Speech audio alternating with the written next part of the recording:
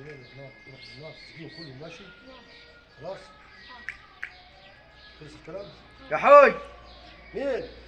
خاطر معاك. تعال يا خاطر. ايه الاخبار؟ تعال. انزل يا ابوي عشان خاطر الموضوع بتاع اخوي دول. تعال الحاد انزل معلش يا مش حاج. حلناه. لا يا ابوي دول جايين وعاملين لي قاعده وعاملين شغلانه. ما انت يا خاطر، ما انت مش حلناه قبل كده يا خاطر. تعال يا حاج معلش. مش حلناه قبل كده. ابي حامل انا.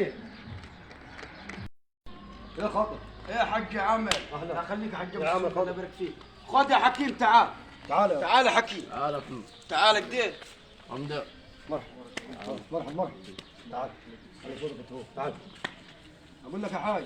روح افتح المنظر. لا والله ما افتح المنظر. والله افتح المنظر. لا والله لا والله. ايه تعال جاي تعال جاي. عليه السلام. بقول لك الموضوع الحد اللي احنا طردناه. تمام. يا اخوي ما عجبهمش الكلام ده. اه ايه حنعملوا دلوقتي؟ صلى على النبي يا خاطر. على افضل السلام. انا طردنا الحد وطلعوا هم عيال اخوك ليهم حق عندك. تمام. عيال اخوك يتامى. تمام. انت تستحملهم وحتى لو ما لهمش حق. انت مش ابوهم. يا ابوي انا مش ابو حد.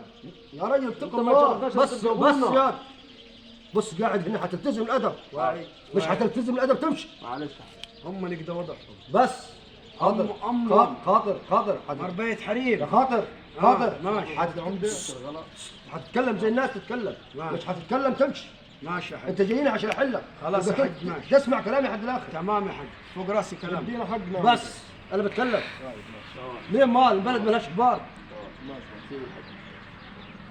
بص يا خاطر القنايه كلها لعيل اخوك عشان انت دخلت خاطر. قلت يا حاج. انت دخلت عليهم كلها القنايه لعيل اخوك.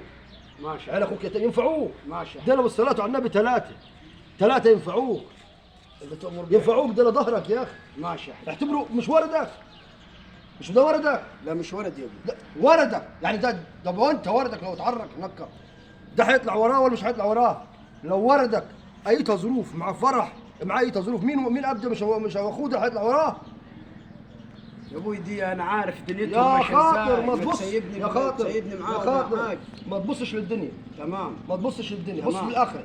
تمام يا حاج. دي ابدا. ماشي. بص على راس عمك يا ماشي. اتقدم يا تأمر بيهم. ماشي. تعال يا عمي. وانت يا